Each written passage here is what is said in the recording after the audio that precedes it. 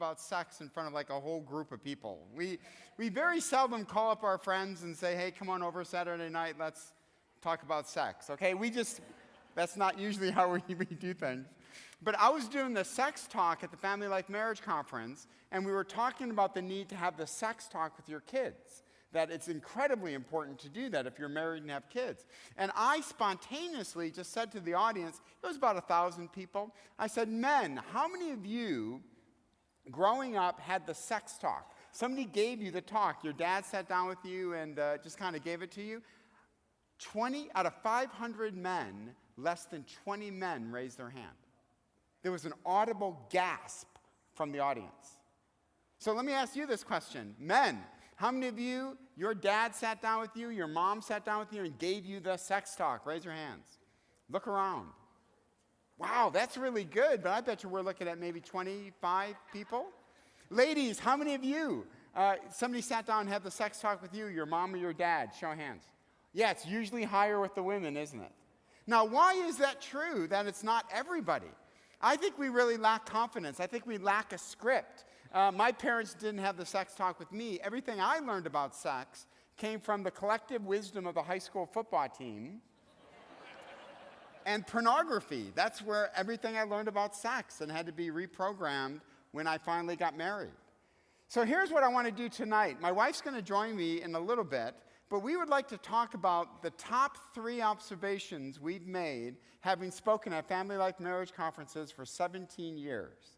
What are the things that we've seen that we need to deal with as a culture if we're really to have productive, healthy sex lives? So here are our top 3 observations.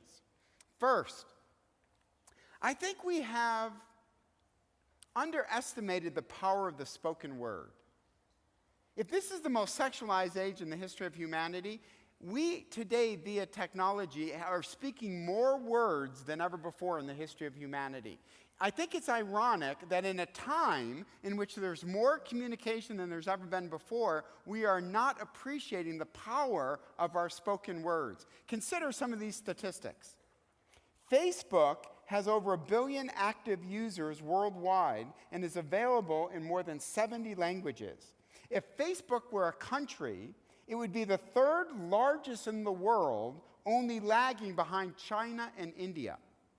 Today, users on Twitter are sending over 2 million tweets per day, or 2,315 a second. YouTube reports that over 4 billion videos are uploaded each month, and that in 2011 it had more than 1 trillion views, or around 140 views for every person on planet Earth. Now, just to put this in context, listen to this one. Internet communication produces enough information to fill 7 million DVDs every hour, with annual consumption predictions for 2015 at 966 exabytes. Okay, now what's an exabyte? Listen to this. To put this in perspective, a study by UC Berkeley estimates that if all the words were spoken by human beings since the very beginning of humanity, and they were put into text form, it would only take up 5 exabytes.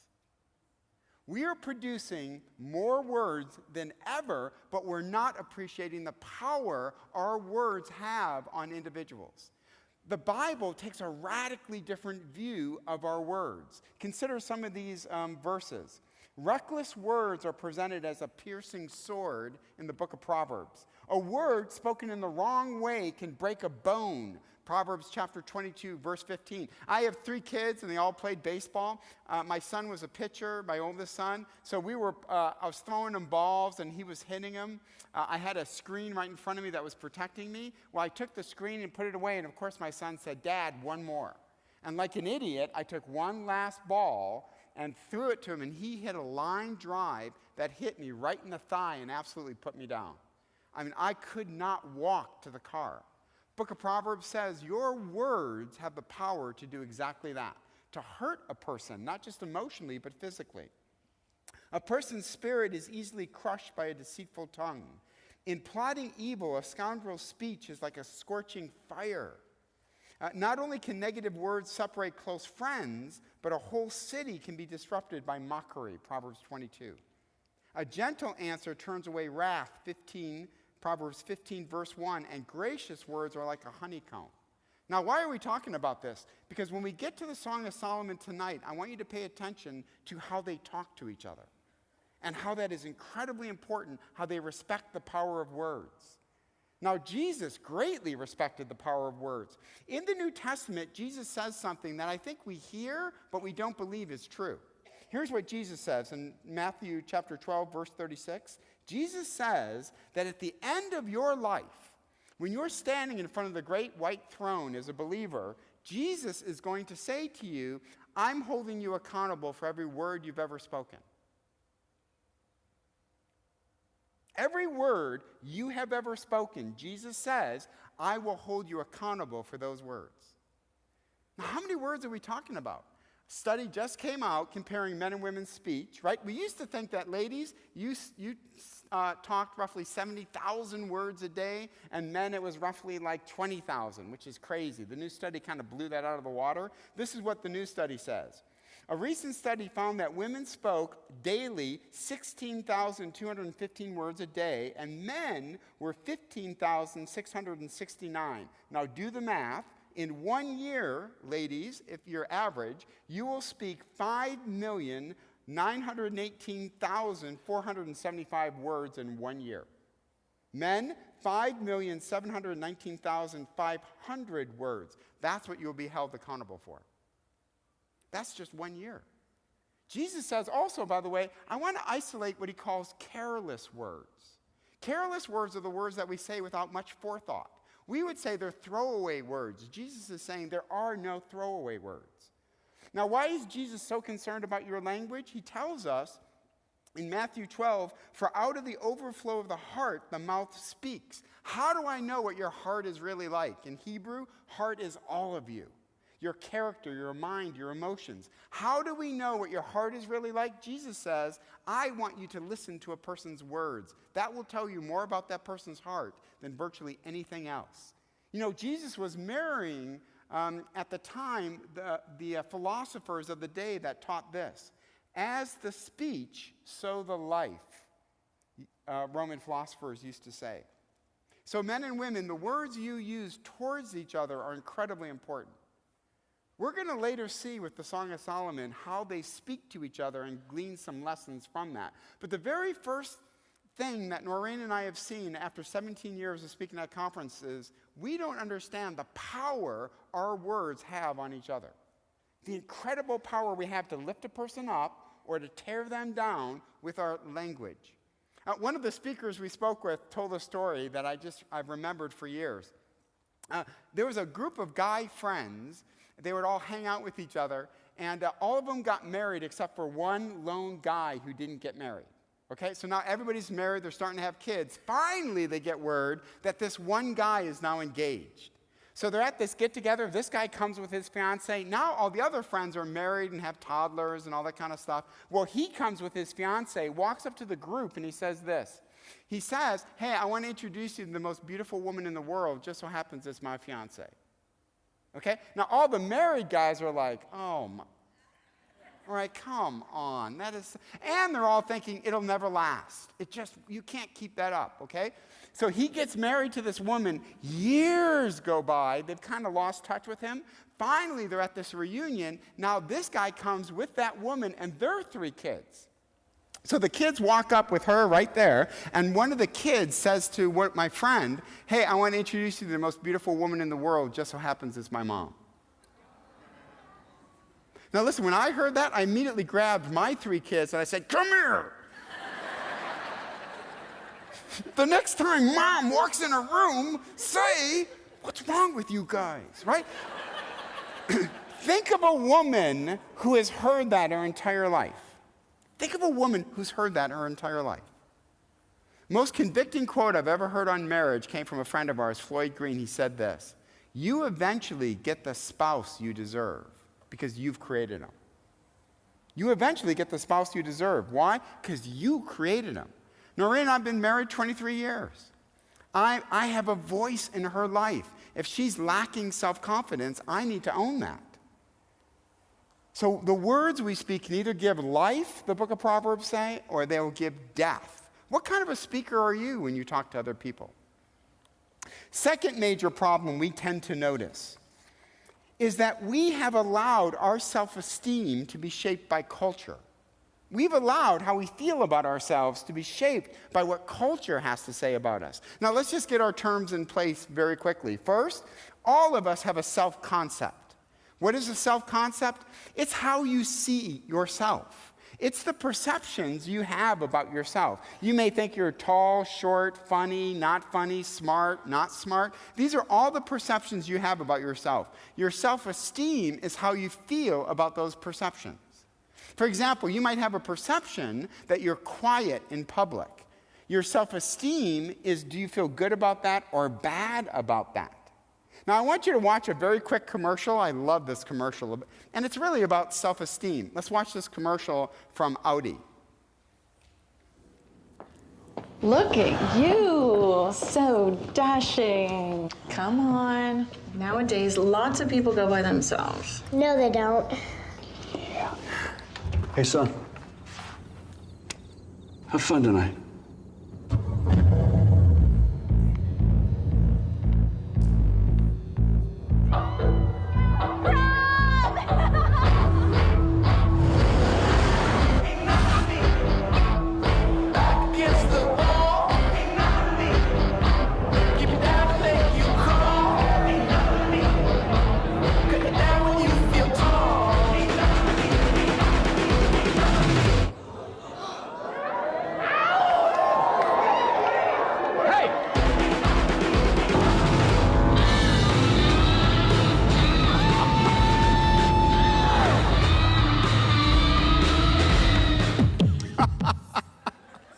I love that because I drive a Hyundai, okay? So self-concept, how did he feel about himself? He's heading off to the prom by himself. That doesn't look good. His sister even verifies this is not cool, right? So right now his perception of himself is what reality is that he's going by himself. Is that a good thing or a bad thing? Self-esteem says it's a bad thing. Then his dad throws him car keys. Hey, son, take my car. And he starts to get reactions from other people, and you can see his self-esteem start to rise. We actually call that reflected appraisal, that I reflect the appraisal you give me. They also call it, psychologists call it the Michelangelo effect, that you literally are sculpted by culture today. Now, that's a very powerful thing to realize when it comes to your sexuality. That by age 6, parents, hear me, by age 6, psychologists tell us that your children have a basic understanding of who they are in their worldview. By age 6. So when should you have the sex talk with them? Dennis Rainey suggests you have the sex talk starting right at about age 7 or age 8. Age appropriate, but you want them to be getting a biblical perspective to reflect, not a cultural perspective. Now, philosopher and psychologist William James says that when you go out through your life, there's actually different parts of you. You're not just one entity. There's different parts of you that are greatly impacted by individuals and by culture, and James broke it up into 3 different categories. First category, there is what he called the material self, right? This is what people can see of you, and you can see yourself. So for sure, this is your height. For sure, this is your weight. It's your abilities, disabilities, hair, lack of hair. It's all of those different things that you can see about yourself. Now, this is where it gets really interesting, particularly if you're a woman. Ladies, you've been done a great disservice in this culture today. I teach a class on gender. What is gender? Sex is what you're born with, born male or female. Gender is what your culture tells you is appropriately masculine, appropriately feminine. So, ladies, what kind of messages are you getting as you walk through life, right? About the material self, how you look. Consider some of these statistics. For the past 10 years, there's been a book, a diet book, on the New York Times bestseller nonfiction list. 40% of 4th grade girls diet. 40%. Today, 1 in 4 college women have an eating disorder. Male and female models actually represent only 0.3% of the population. The average woman today is 5'4", 140 pounds. The average model is 5 foot 11 inches, 115 pounds. Do you want to know what the average male model is?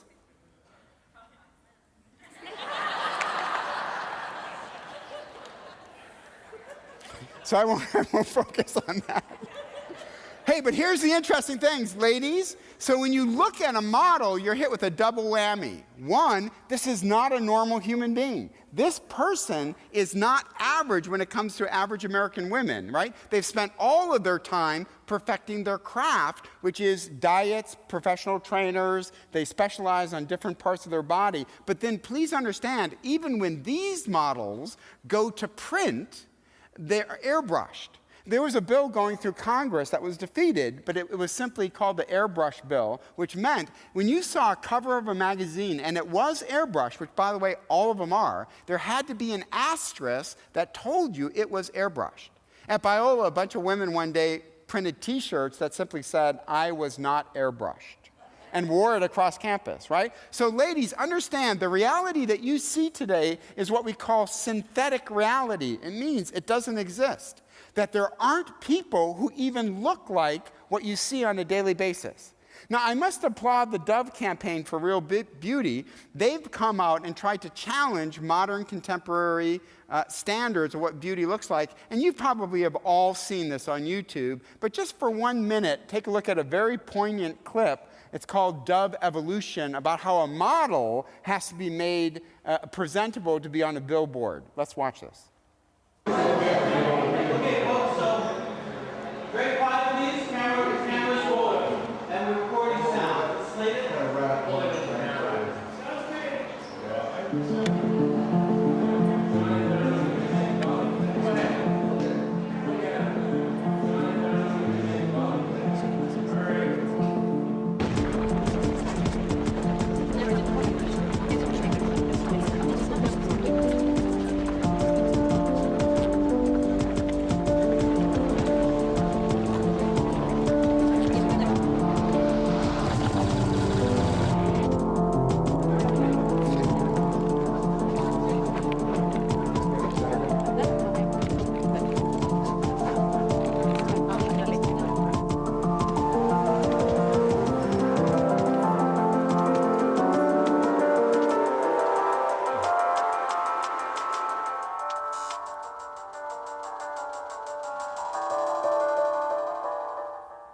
So media scholars call that synthetic reality. It's a reality that exists but is not real.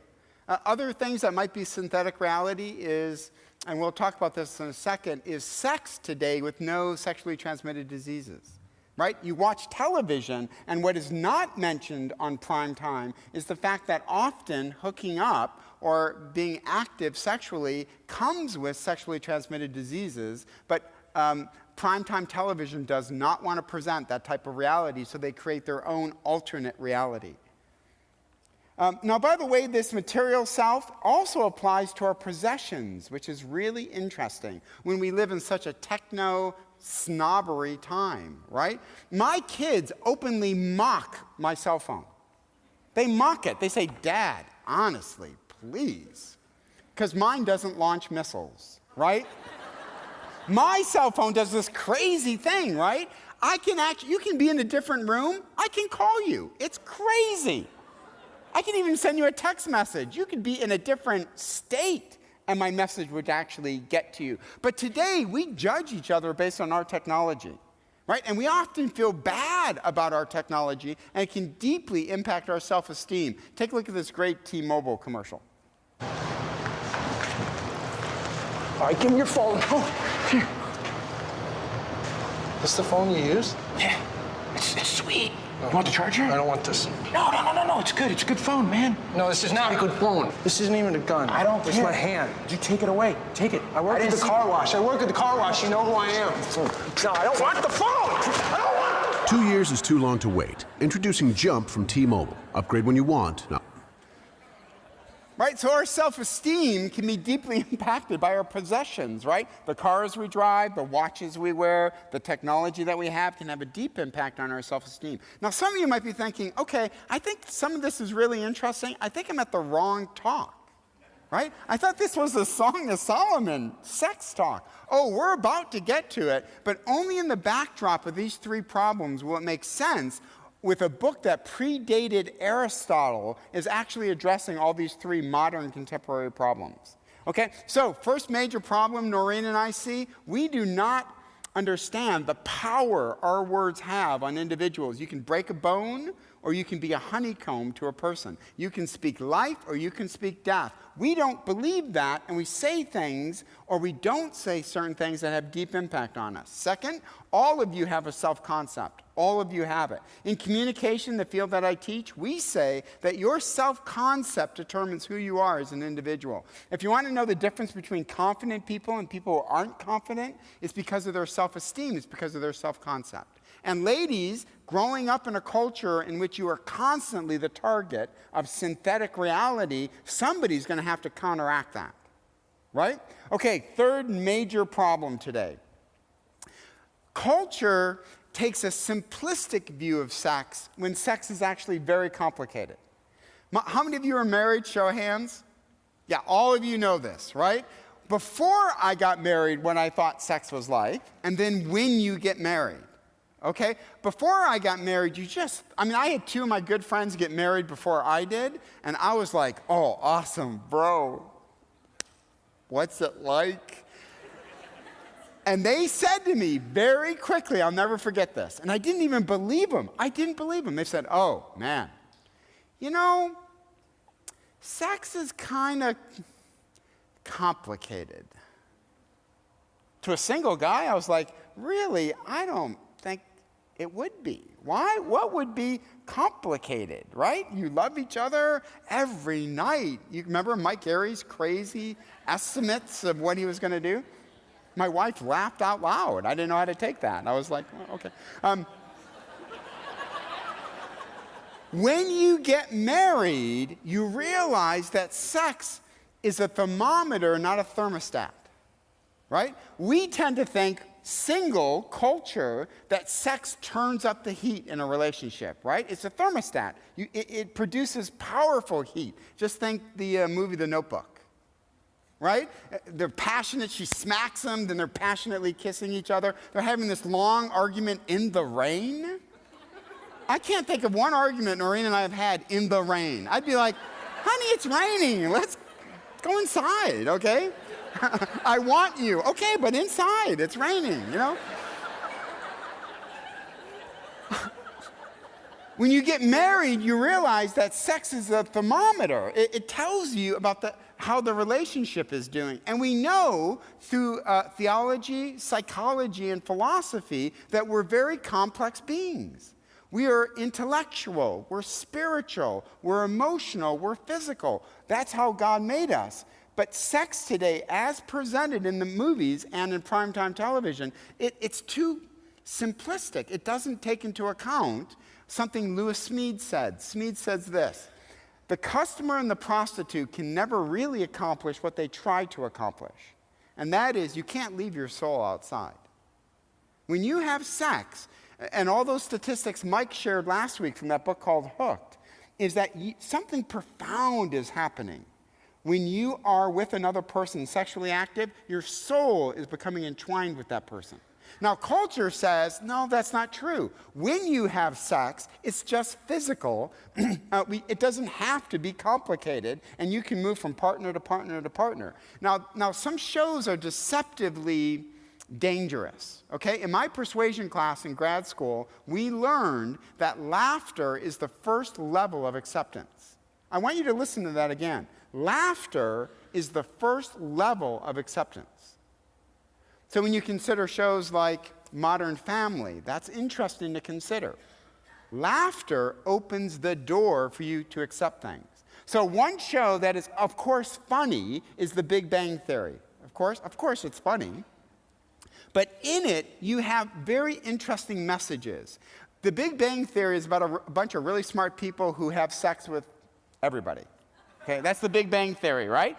Penny is the one non-smart person who's a waitress, but she is more sexually active than anybody else, and she thinks she can just skate through life and have no complications whatsoever until one day she has a very interesting dinner with two of her friends who are brilliant. And listen to this conversation. Let's watch a clip from the Big Bang Theory.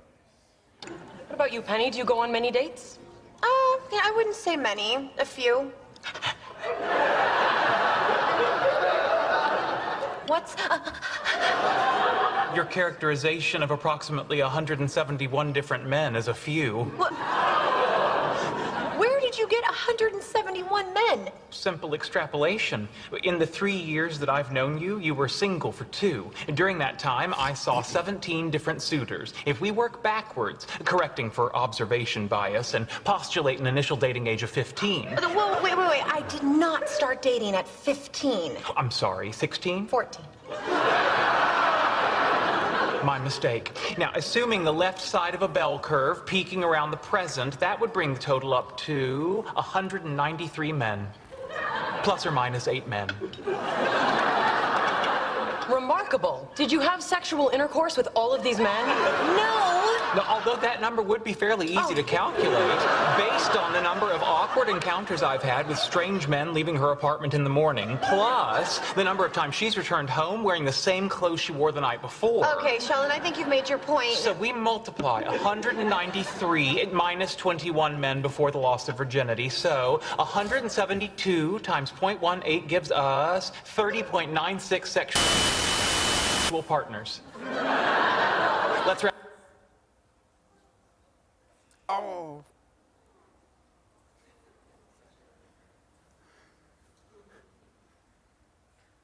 Now, she says something that shocks you on primetime television. She says, Penny, cultural assumptions aside, how does it feel to be a slut?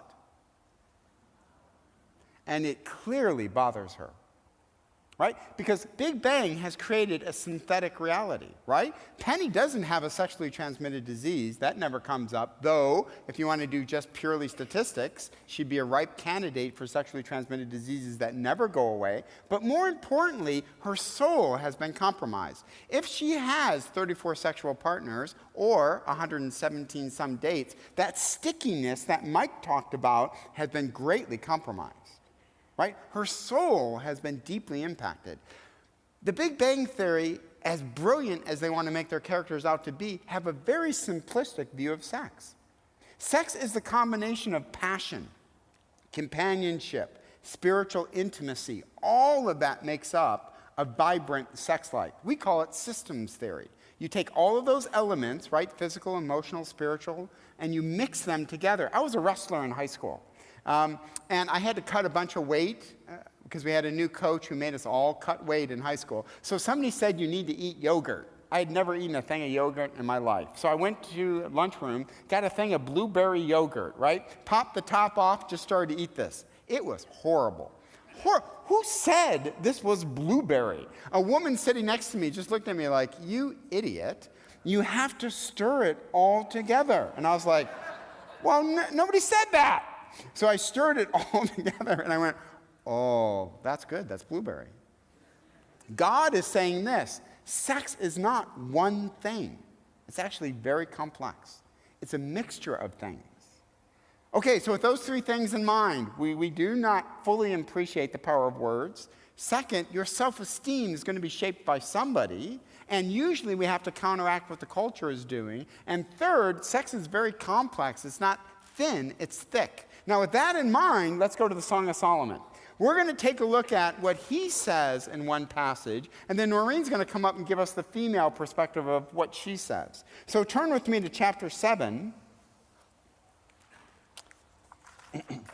Now, just let me remind you a little bit what Mike has already shared with us. We don't know who these 2 individuals are. There's different assumptions. Some assume that the scene represents a girl as part of the harem of Solomon, but we don't know that for certain. We don't know for certain this is even Solomon. Some anticipate that this could be an Egyptian princess, perhaps the Queen of Sheba, though most commentators settle on the fact that most likely this is a country girl and being captivated by her husband.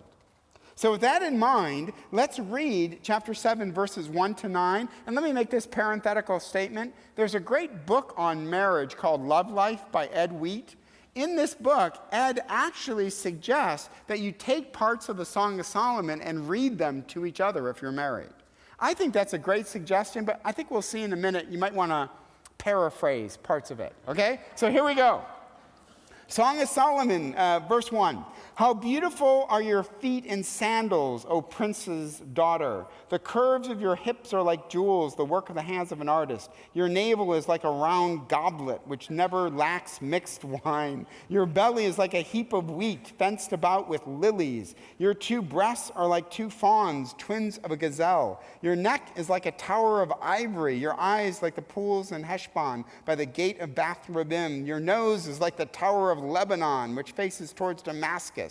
Your head crowns you like Carmel, and the flowing locks of your head are like purple threads. The king is captivated by your tresses. How beautiful and how delightful you are, my love, with all your charms. Your stature is like a palm tree, and your breasts are like its clusters. I said, I will climb the palm tree. I will take hold of its fruit stalks. Oh, may your breasts be like clusters of the vine, and the fragrance of your breath like apples, and your mouth like the best wine. God bless the public reading of his word.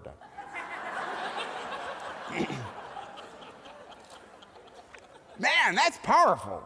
But in it are great communication principles, right? For example, how beautiful are your feet in sandals, O prince's daughter. Now you might think, okay, we just settled it, right?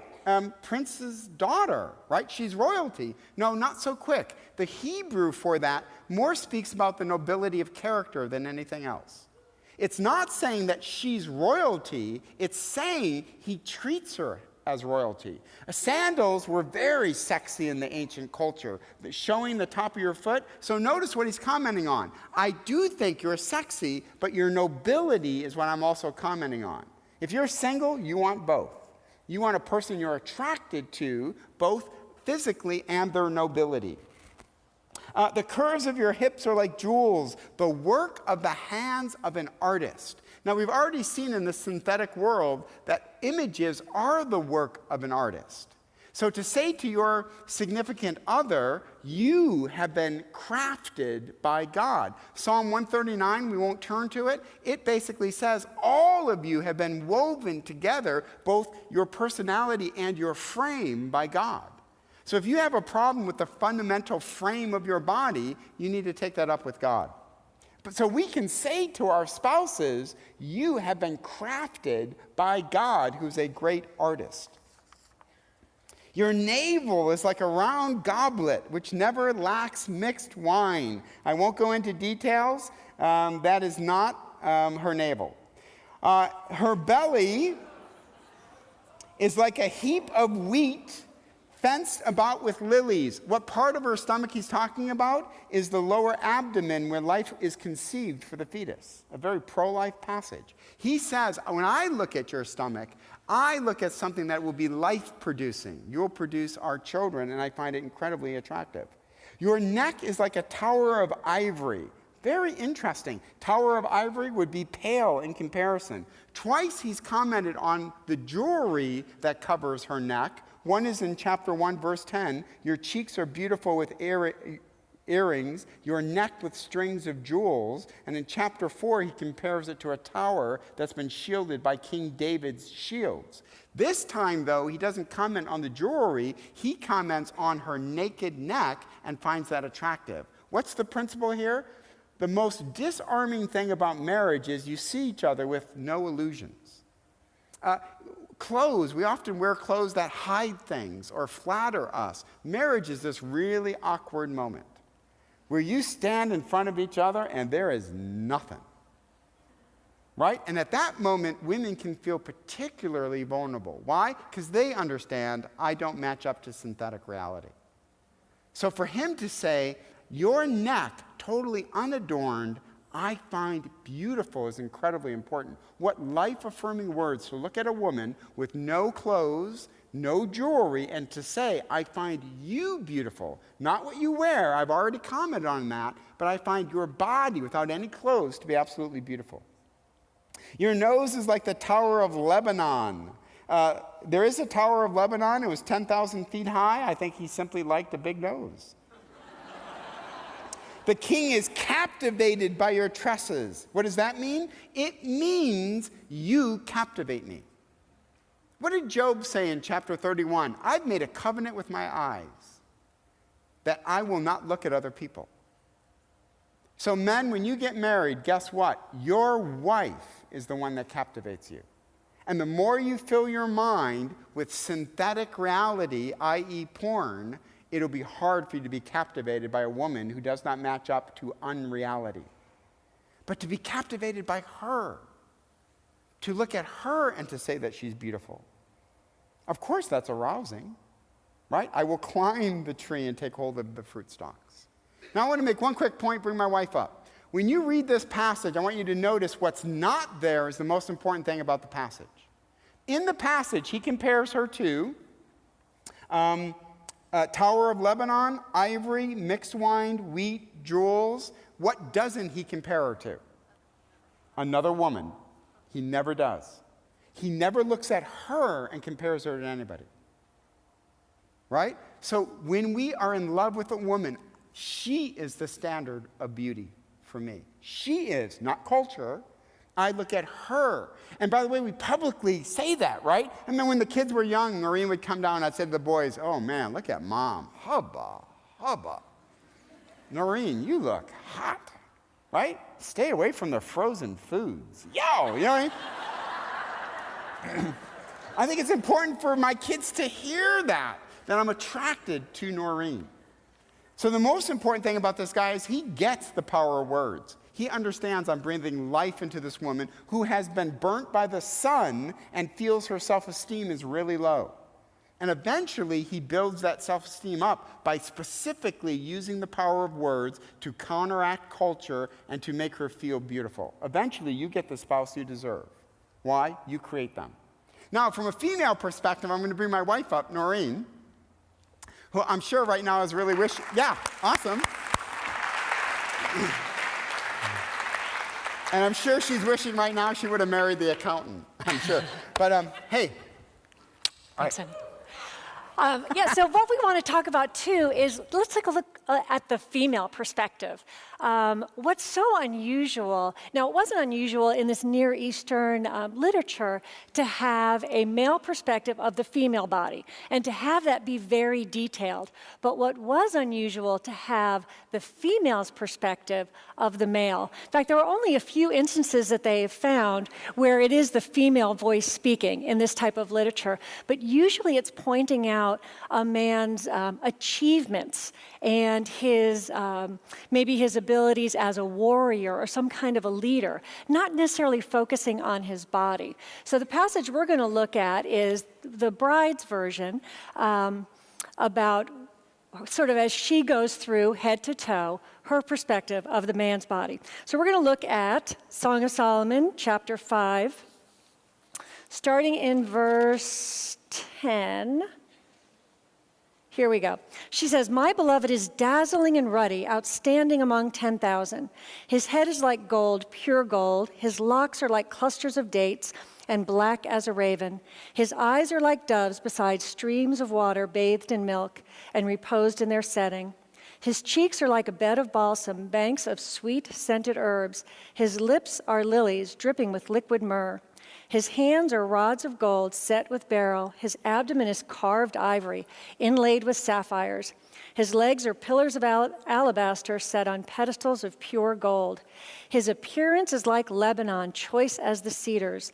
His mouth is full of sweetness, and he is wholly desirable. This is my beloved, and this is my friend, O daughter of Jerusalem." Now, if you were here a couple of weeks ago, you heard Mike talk about foxes, sort of issues that we can have in marriage. And he talked just prior to this in the passage, he talked about in Song of Solomon 5, where the man comes to the woman's door and knocks, and she says to him basically, "Not now." Remember, he's like, "Oh, I've already taken off my robe, I've washed my feet, I'm not sure I want to get up." And then what happens is she decides she is going to go and meet her lover. She goes to the door and he's gone already because he's been rejected. And so when a man is rejected, he is going to leave. So her lover has left, and now she's distraught. She's discouraged. She goes out into the village looking for him. It doesn't go well. She doesn't find him, and she comes back. And remember, the third voice in Song of Solomon is the they, or the daughters of Jerusalem. So she says to the daughters of Jerusalem, help me, I need to find him. And I love what the daughters of Jerusalem say back to her right before, in Song of Solomon 5, verse 9, they say back to her, what kind of beloved is your beloved, O most beautiful among women? What kind of beloved is your beloved that thus you adjure us? So basically they're saying, what is so great about this guy that we should help you find him? Her response is what I just read to you. She's like, well, listen to this. And she goes through point by point. She says, my beloved is dazzling and ruddy. And dazzling there, the Hebrew word means one that has great light or even reflecting heat, like maybe a statue that has been baking in the sun and is radiant and is reflecting heat. And it's kind of her way of saying, you know what, he's really hot. I like this guy. Ruddy, just maybe his complexion. But what I love what she says next, and that is, she goes on to say, he is outstanding among 10,000. And what she's saying there is, it doesn't matter how many men there are. I only have eyes for him. There is no comparison. She's making a superlative. There is no one else that I want to see or be with but this man. Then she goes on to say that his head is gold, pure gold, his locks are clusters of dates, and she just describes various aspects of his body, head to toe. And you don't have to know necessarily what hands of gold and set with beryl and abdomens carved in ivory, what specifically that means, but you get the sense that she is really enamored with his majesty, that there is something about him that is so incredibly wonderful that she wants these daughters of Jerusalem to understand why she is desperate to find him. She does go on to say that his appearance is like Lebanon, choice as the cedars. Well, Lebanon would have been the highest mountain range that she could see and was known for its majesty. It's also something that the daughters of Jerusalem would have understood. So when she makes that comparison that he is, his appearance is like Lebanon, choice as the cedars, they got it. They understood what that meant. And can you imagine what it would be like if we were to say to our spouses, our significant others, if we were to compare them to the most beautiful and majestic place that we had ever seen, and how life-giving that would be for them? Now, I love what she says toward the end, too, because she goes on to say, his mouth is full of sweetness, and he is wholly desirable. Now, his mouth being full of sweetness, it's kind of 50-50 as far as what the commentators think that she meant by that, whether it is his mouth being his speech, the very things that he says, and we know that he says wonderful things to her, or is she once again referring to his kisses? And either way, it's kind of a no-lose situation there. And then where she closes, she says, this is my beloved and my friend, O daughters of Jerusalem. She points out that her attraction to him is not just a physical attraction. She calls him her friend. And what Tim was talking about, that it's holistic. It's about friendship. It's about commitment. It's about companionship. It's not just that he's this great-looking guy head to toe, but that he is her friend. And I think a little bit, she might have had some attitude when she said to them, you know, this is my friend, O daughters of Jerusalem. In other words, that's why you need to help me find this guy. Do you get it? And don't stop reading just because it's the end of the chapter, because if you go on to chapter 6, this is the daughter's response then. They've now listened to her talk about why they need to help her find them. And then they say back to her, where has your beloved gone, O most beautiful among women? Where has your beloved turned that we may seek him with you? They got it, right? They understood what she was saying and how special this person was to her. And now they're saying, we get it. We're going to help you find him. You know, several years ago, a marriage counselor pointed out that how a couple speaks about each other in public is a good litmus test for how their relationship is in general. And I think, that's probably pretty obvious. But what I love is that God knew the power of words spoken both privately and publicly long before anybody did any research on it. And it was so important that he chose to record it in his word so we would be able to understand the same thing. So Tim is going to close us up, and then I think we're going to get a time for Q&A. Stay up there. Okay. Yes, stay up there. All right. Hey, 2 quick observations and we'll take Q&A. One, the Bible often gets a rap that it's oppressive towards women. This book was written 3,000 years ago in a time when women they shouldn't really think about sex, nor should they publicly talk about it. And this book is from her perspective. If you added up all the dialogue, 53% of all the dialogue is hers. He clocks in at 36%. And then the daughters of Jerusalem and other things clock in, make up the rest. So here's a very forward book saying a woman has every right to be interested in sex, and a woman has a voice culturally. So I love that.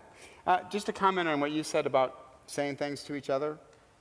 John Gottman is a marriage counselor we really like a lot. Mike actually mentioned him a couple weeks ago. Gottman said, here's the key to marriage, if you want to know what it is. It's a 5-to-1 ratio. The key to marriage. 5 positive interactions for every 1 negative interaction. And Gottman's research has been based on thousands and thousands of couples. So 5 positive interactions for every 1 negative interaction. Now, some of us might look at that and say, really, 5? I would think that 2-to-1 is great, right? I'm doing twice as many positives as negatives. 3 would be divine. He's saying, no, 5 positive interactions. And we already talked about 1 negative interaction when she wasn't ready for him when he came. Right. Right? So think about what they're doing. When you read this, just rack up the positives that they're saying to each other. We call that a positive communication spiral. So there are times when Noreen and I aren't doing well and we're snipping at each other and stuff like that. But there are other times in which we're complimenting each other, and it tends to roll. It tends to gain a momentum of itself. So the proverb is right to say life and death is in the power of the tongue, and we can speak life into each other by simply even complimenting each other. And so before we came here, we had one of our sons pray for us. And I just said, I made sure to say in front of our son, I said, man, Mom looks great. And she does. I really do believe Noreen looks great. And so that kind of stuff, it would seem like it's a small thing, but research shows that that kind of positive attentiveness to each other really can put a positive momentum in your marital relationship and even in your parenting or things like that. Anything you would add? That sounds great to me. Okay. I just want to say in front of everybody, your belly's like a heap of wheat. Thanks, honey. I wish you would update that, though. Yeah, you might want to paraphrase. Yeah. You might want to update that. And hey, let's take some questions. All Okay? right. Do we have a question?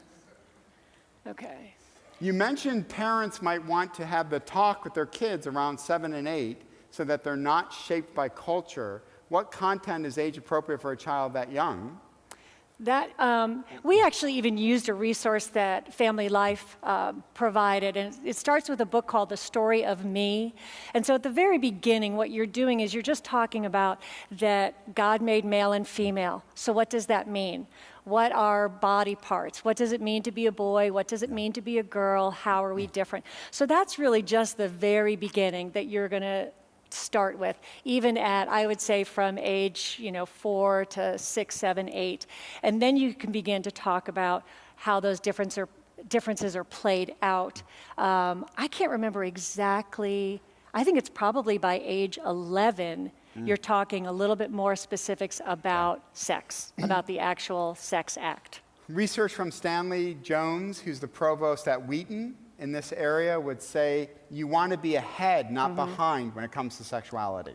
You don't want to be responding to culture. You want to actually be ahead of culture. So that's why I think Dennis Rainey would say, yeah, right around age 6 or 7, you want to start, these concepts shouldn't be brand new concepts, because I don't care if your kids are homeschooled, sent to a private Christian institution, private high school, culture is getting to them. And I would make the argument that all your kids are getting the sex talk right now. They're getting it. The only question is, are they going to get it from you, or are they going to get it from culture? You can't keep it from them. I would say, and the other misnomer is that the sex talk is a talk. Yeah. Like that at one point you sit down and you go through A to Z, everything there has to do. And what that does is it freaks out your kids, it freaks out the parents, because there's just way too much pressure. What the sex talk is a series of talks, and it's using day-to-day life. It's using when you're watching a television show and something comes on that's maybe a little bit questionable, that you use that as a catalyst to talk about, you know, what did you hear, what did you think? Do you think that's really a healthy way? Or, you know, the Big Bang Theory, like what does that mean? And talking through things like that and using life and day-to-day life as the sex talk. And I'll pause the TV, I'll pause it. The kids hate it. And don't think our kids are like, Dad, thank you so much that you will draw spiritual applications from the Big Bang. They're like, Dad. Really? But I think it's important to do that. And please have a plan when the first time you bring it up. I didn't have a plan. I said, my sex talk, the first one ended with, let's go to Chuck E. Cheese. I mean, it was didn't go not well. good. It was not good. All right, another question? Should husbands' wives always be blamed if their spouse lacks self-esteem? My husband tells me I'm beautiful all the time, and I know he really believes that, so why do I still lack self-esteem? That reminds me of the 4 conditions for self-esteem to be changed. Do you remember that? I don't remember it offhand. I will say the husband can't be held 100% responsible. He certainly can build into it and he can tear it down, but there are so many other factors that go into what builds your self-esteem. It's great that your husband does that. That's so commendable, and the fact that you know that he believes that is huge. But there are other issues that go into what builds your self-esteem. Were you going to? Yeah, so here are 4 conditions psychologists tell us. So you're going to listen to some voice. Some voice is going to establish your self-esteem. The question is, who do you allow to have the most voice in your life? Here are 4 conditions by which we judge these voices. Number 1, you must deem the person competent that's speaking into your life. You must give that person authority to speak into your life. Second, it must be highly personal.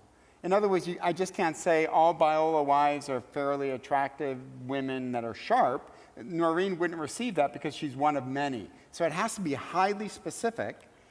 Number 3, it must be consistent and numerous. It can't just be a one-time, you look great, I think you're beautiful, I think you're smart. The last one is what this question is getting at. And we call this cognitive conservatism, which means the self-esteem that you adopt, and if it really takes root, is really hard to change. So the 4th one is, it must be reasonable in light of what you already believe about yourself, right? So afterwards, if you come up to us and say, I really enjoyed your talk, I think we'd receive that. If you walked up to us and said, that was the best talk I've ever heard in my life, I think we'd discount that because we would just say, I don't think it was that great, okay? So what this woman might be stuck in, even though she has a husband she views competent, he does compliment her regularly, and it's personal, is that it may be so rooted, your self-esteem, low self-esteem, that you are discounting what you believe to be true about yourself. You're not attractive, even though he may say you're attractive every single day. That then becomes a spiritual issue, and you may need to get counseling because you might be so stuck in a negative self-esteem that you need input. But I don't doubt that that's spiritual battle as well, and giving culture way too powerful a say in your life. But the question would be, who has the most authority to speak into your life? Yeah, next.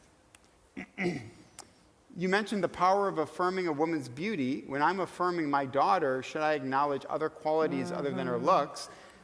Yes. Yes.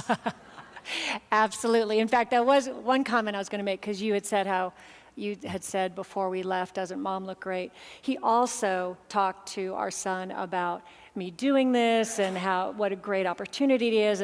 And so I don't want you to think that Tim only focuses on how I look and tries to build that up with the boys, because it really is so much more about character than it is just about looks. So, anything that has to do with that they're a loyal person, that they're kind, that they're compassionate.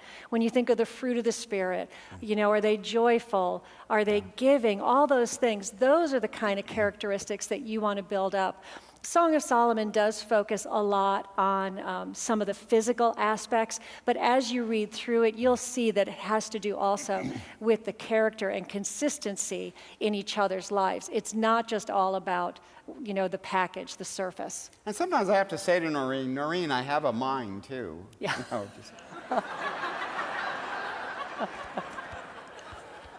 Yeah. No, yeah. Let me make a simple point that research shows. Men, if you have daughters, you're in a very precarious position. Studies show that a father's, so I think men, you can absolutely compliment your daughter physically, but I would not offer any suggestions on how for her to become more attractive. A father simply cannot comment on her daughter's weight, cannot comment negatively on her appearance, because women do not know how to process that. Research shows that tends to send them into a negative spiral of eating disorders and negative self-esteem. I think a father purely encourages his daughter physically. Now, I'm not talking about academically and other things like that, character issues, but in today's culture, I think a father just affirms, and it's the job of the mom to gently come across and maybe talk about physical issues. But a dad, in today's climate, it gets misinterpreted so quickly that I think as a dad, we'd want to stay away from commenting on our daughter's physical appearance in a negative way. But both parents can speak life into any child, whether it's a daughter or a son, but especially the daughters, because they're so beaten down by some of the things Tim was talking about tonight, the physical standard that's just unachievable. But to be able to speak life, and when you see characteristics in your children, to be able to say, you really are so gifted in, and then fill in the blank, whatever they're gifted in. Maybe they're a gifted musician, gifted athlete, they're very intelligent, they're good in math, they're good in science, and then kind of give them a vision for how God might be able to use that. To say, you know what, you are so compassionate. I can really see God using you in his kingdom to love on people that need to be loved. And you can sort of cast a vision for them as you focus on their strengths of how those might be able to be used for them. And let me tag off that for a second. A weird thing happens in marriage. When you get married and have kids, we just intuitively know we affirm our kids. Affirm, affirm, affirm, affirm. For example, your child comes home and draws a picture of a horsey and gives it to you, right? You look at this horsey, and it looks like a mutant horsey, right? This thing does not look like a horsey. What do you say to your child? Great job. That is awesome. You traced this. I did not trace this. No, hey, can I have this and take it to my office? And yeah, Dad, you can, okay. We know to do that. For some weird reason in marriage, it just sort of stops, right? Your spouse does something in the house, right? Finally does something that you wanted him or her to do. And you look at him and go, that's a horsey? That's a horsey? And I think after a while, we really stop complimenting each other. John Gottman says the first thing to die in a marriage is politeness. And so we stop. Would you do your whack-a-mole thing? Would you do that real quick? Sure. The whack-a-mole illustration. Okay. Noreen has a great whack-a-mole illustration that I think is really good for us to hear, both in parenting and marriage. Yeah, it's what can happen in marriage. If you're familiar, if you ever go to like Chuck E. Cheese, Showbiz Pizza, there's a game called Whack-A-Mole. And what it is this surface, it usually has about 6 round holes and a padded club. And you put the token in, and then randomly from these holes, a mole will pop up its head. The goal is that you whack the mole on the head, so whack-a-mole, with the club before it can retreat. So you've got this mole, and it's kind of popping its head up all over, and you're trying to hit it before it goes back down. And I think that sometimes that's how our husbands can feel in marriage, maybe our kids can feel, when they take the initiative and they try something new. And if we're that critical person that's there ready to meet them with the club, and we just kind of bop them back down. And we say, oh, that's not the way I would have done it, or, is that the best job you could do? And what happens is, that mole keeps popping his head up. You keep plugging in the tokens, the mole's going to pop his head up. But our husbands and our kids, they'll stop taking the initiative if every time they pop their head up with something new or give something a try, they're met with this club of criticism or critique. And if you have teenagers, welcome to whack-a-mole, right? No, no, no, no. Okay, another question. We can all see how the objectification of women in pornography impacts men's expectations of sex. However, Yes. do you feel that romantic films set up unrealistic expectations of men for women, acting as emotional porn? Absolutely, and the research shows this. University of London did a study of the United States taking, for a 10-year period, romantic comedies. It was everything, just imagine every Julia Roberts movie you can think of. But all the romantic comedies did a thematic analysis of these movies and said it is incredibly damaged to Americans' view of romance. Thinking that my spouse could meet all my emotional needs, that there was something called a soulmate, that Americans put way too much pressure on romantic love. Mm-hmm. So absolutely watching movies like The Notebook gives you this weird idea of what love is supposed to be like, and I think it puts way too much pressure on love. It romanticizes it way too much. And that sexual love or romantic love, one of the things that study showed as well, was that romantic love or sexual love in these movies, it overcomes all kinds of obstacles. Absolutely unrealistic obstacles, but somehow that is the Band-Aid that is going to fix it all and be the answer. And so people get into marriage and they hit a few bumps and they have this expectation that's kind of been ingrained from watching these movies that it's just going to go away, that, you know, we're going to have sex, we're going to be romantic, and all those problems are just going to be wiped away. And that doesn't happen. And so it can be as damaging and misleading as porn can be for men. One psychologist said in her research that it takes a couple an average of 10 years to find a rhythm of the marriage. 10 years. Average divorce rate in the United States, 3 to 4 years. If a couple is going to get divorced, they're calling it quits. 3 to 4 years. I think romantic movies give us this accelerated idea of how quickly you can address problems and remove problems from your marriage. Mm-hmm. So you need to be in it for the long haul to understand the rhythm of your marriage. Yeah. That was a great question, though. What are the social verbal prerequisites in a marriage to have a great sex life? Social verbal. Whoop, can we leave that up just for a second? I need to ponder there. Social verbal. The social and verbal prerequisites in marriage to a great sex life. Well, you know, going back to the idea that it is holistic. And, you know, I think it's true both for men and women. I'm going to speak from the woman's perspective. That it is holistic in that our friendship, our companionship, our compatibility, our time together, all those things are ingredients that will lead to a healthy and vibrant sex life. It can't just be one aspect. That's not strong enough to sustain it. And so when I think of some of the verbal prerequisites, it would have to be things that encourage our friendship, our relationship, and things that are never demeaning toward me. Yeah. Because if there is any sense of conflict or tension in our marriage, the last thing I'm interested in is sex. See, this is the problem. Yeah. This is the problem. Wow, you said that very forcefully, by the way. And I think you're probably aware of that. It's not a secret. PhD in communication to pick up those. So here's the problem. Men, we have been conditioned to focus on one aspect. We've been conditioned to focus on the physical, right? So I would say with Noreen and I, now if we were in a full-blown argument, I would not be that sensitive. But if Noreen and I were, if there was like a miff between us, I still could say to Noreen, if there was still, you know, I could still say, hey, tonight, how would you like to? And your response would be? Absolutely not. Yeah. And I can't believe you even asked. I think that would be even my response is like, are you kidding me? Are you so out of touch? I'm just.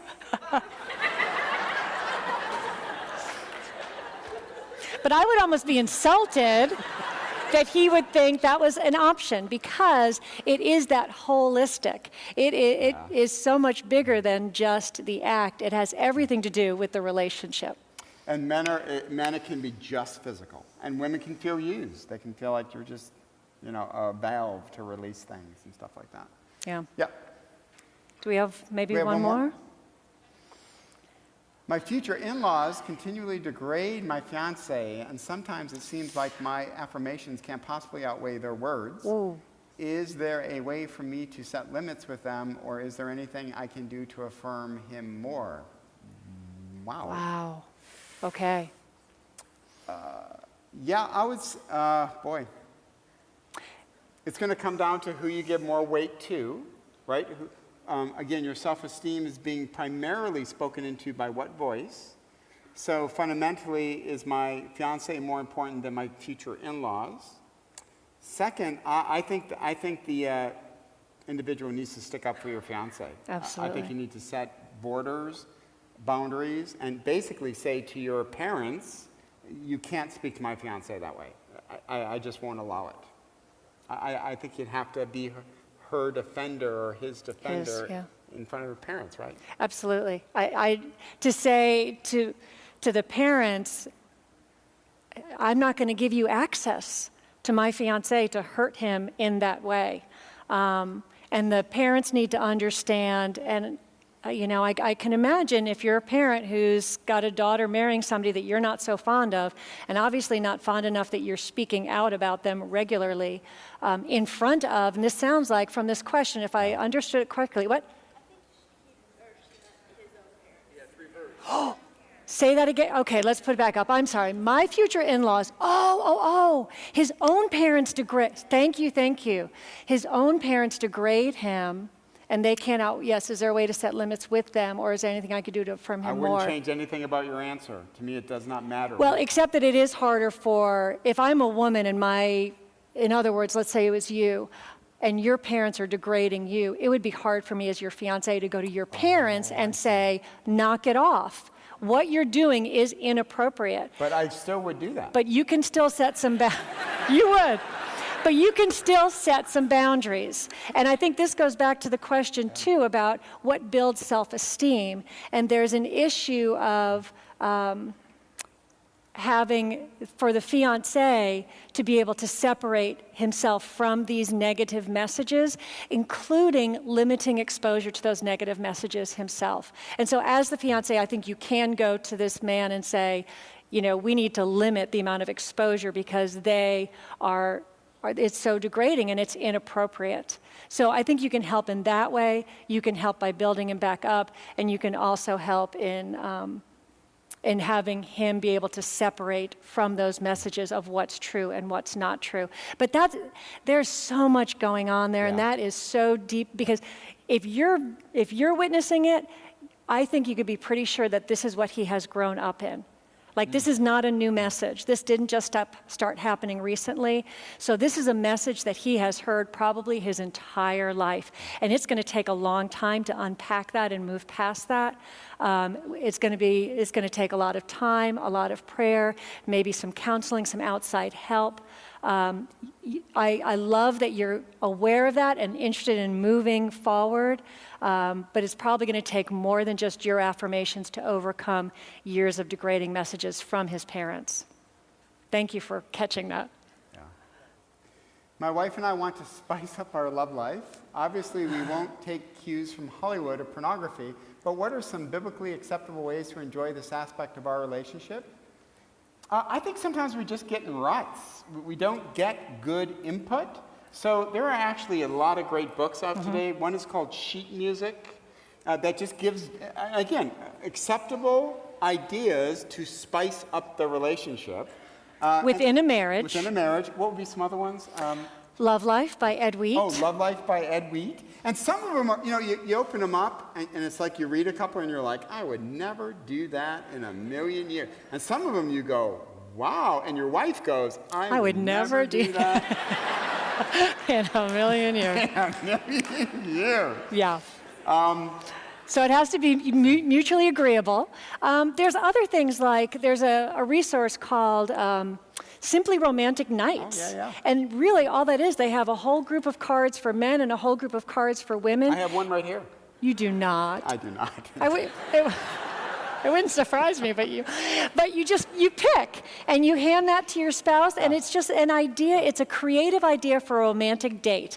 And some of them might be a little more provocative than others. And again, it has to be something that you both are comfortable with and agree on. But those kind of things can just help give you new ideas of what are some things that we can do. They might be ideas for dates or for getaways or for books to read. But so Simply Romantic Nights is another one. And then there's a bunch of little date books like 50 Ideas for Dates with Your Mate. Yep. Those kind of things can be great just to give you some ideas, some things that you haven't thought of before. You just have to sign off. Both Yeah. of you have to sign off. You can't feel pressured into it. We have some really good friends of ours. They're both super, super conservative. He's a pastor. I know what you're going to say. This was pre-9/11. He was gone for an extended period of time. She picks him up at baggage check. It's like midnight. She's wearing an overcoat, a trench coat, and he's just standing there, and she has nothing on underneath. And she's just standing there. He's a pastor, so nobody's around, and she just they're just looking at each other, and she just goes. Our friend, he said, I just grabbed a bag. I just grabbed one, black, that's mine. Give it to me. Whoop.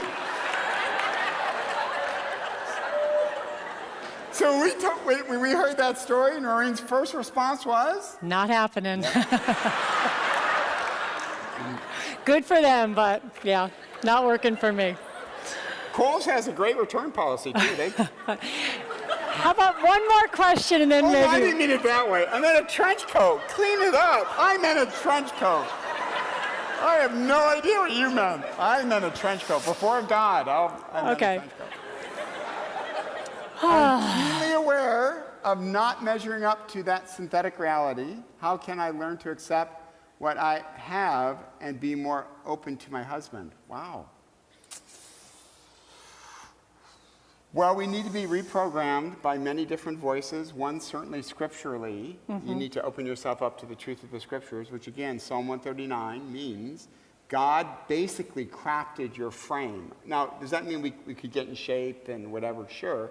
But fundamentally, your body type was set by God. So to realize the fact that you were created by God, that you're a daughter of God, a son of God, allow the scripture to say your physicality is not the most important thing about you. And then to hear what your spouse is trying to say to you. But that's going to be a spiritual process of a spiritual discipline where I think this is going to be a long haul to overcome your self-esteem as currently constructed.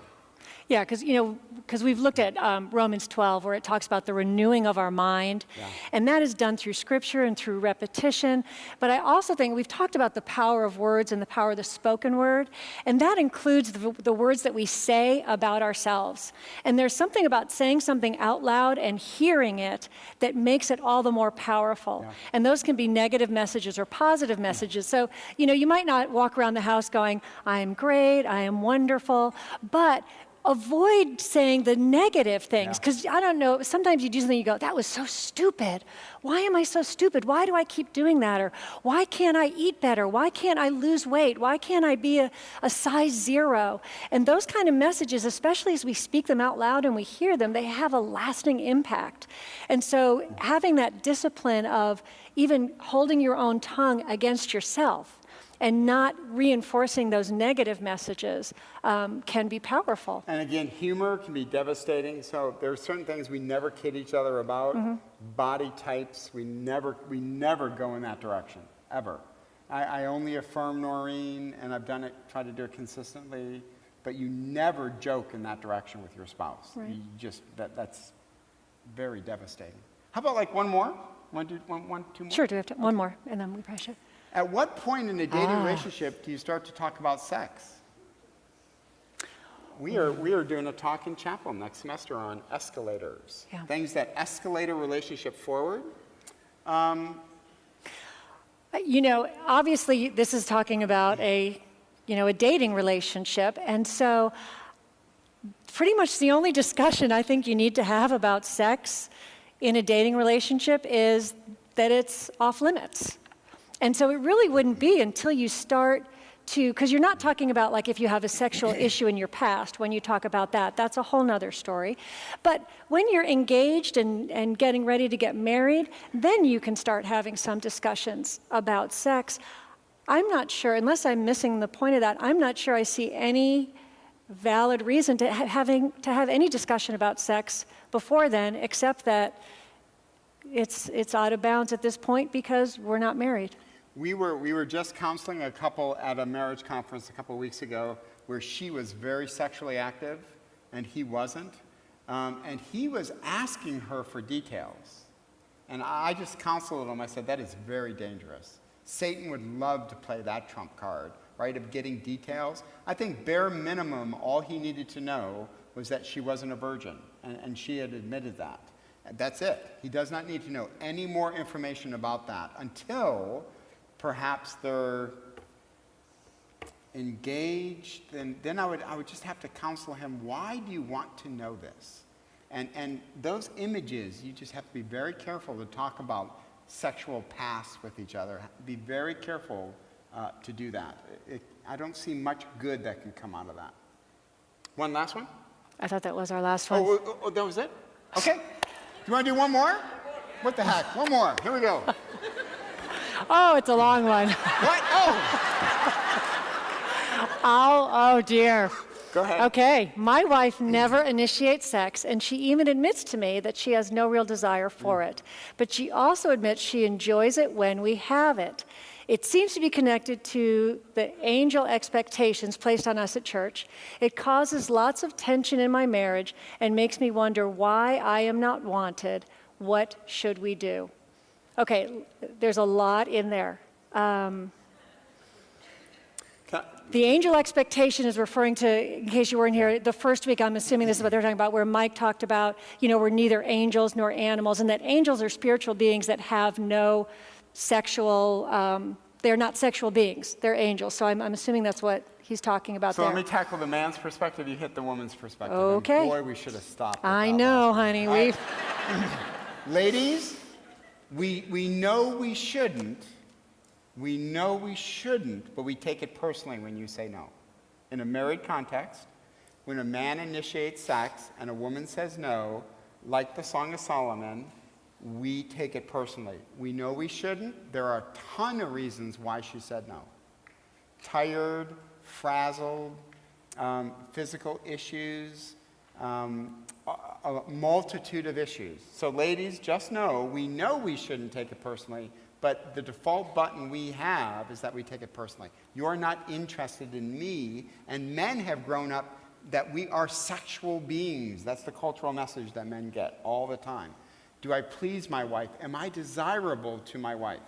So men, we need to wrestle with that, right? Paul says, put the needs of others above your own needs.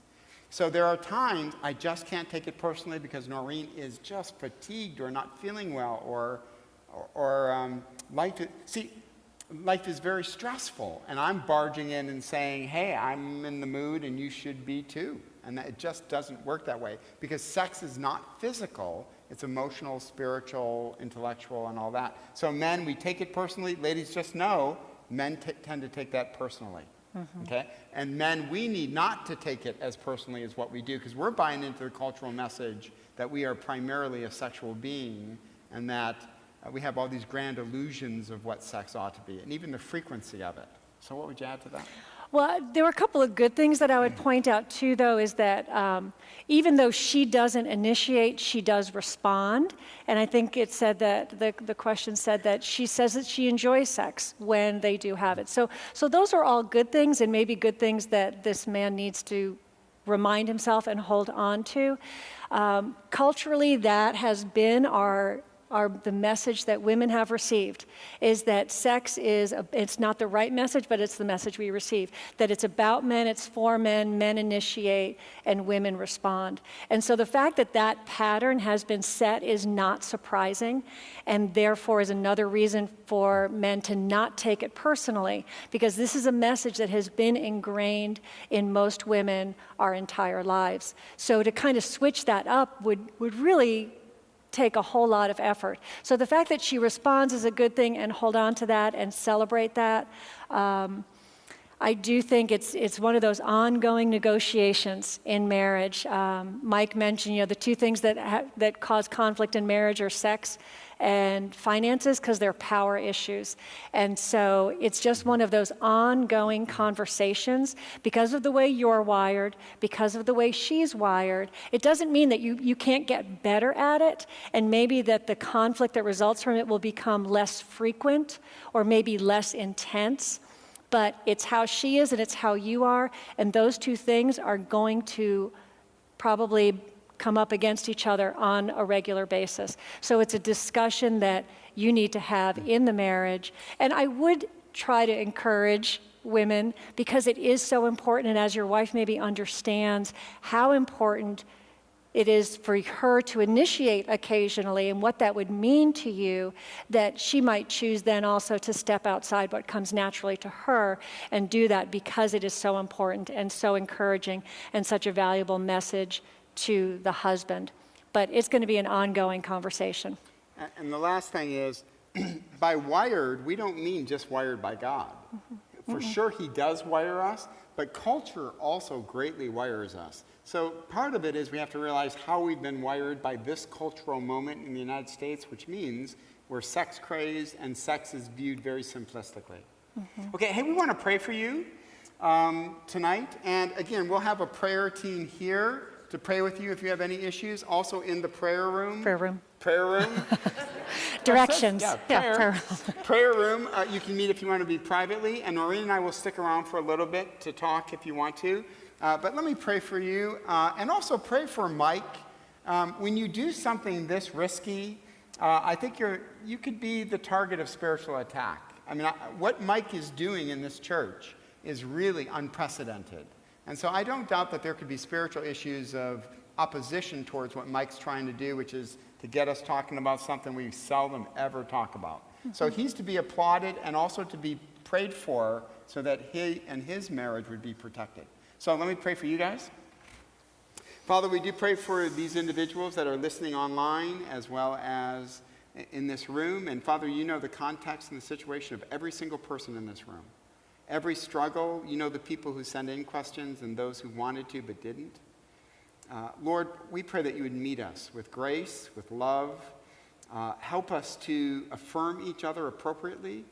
Give us real wisdom and a renewed appreciation of the power of the spoken word, that we would affirm each other, speak life as a congregation, life in our marriages, to our kids, to our friends.